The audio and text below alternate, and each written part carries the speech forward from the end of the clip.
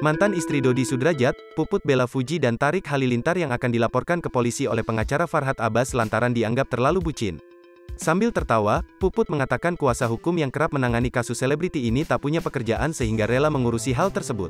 Pasalnya, tambah mantan mertua mendiang Bibi Ardiansyah ini, alasan Farhad Abbas tak masuk akal.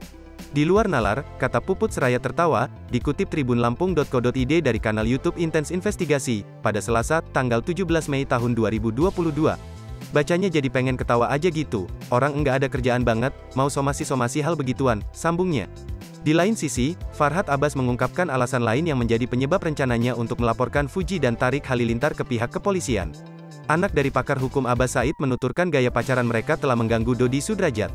Terlebih, pasangan yang dikenal dengan nama Tofu ini sempat bepergian ke luar negeri bersama.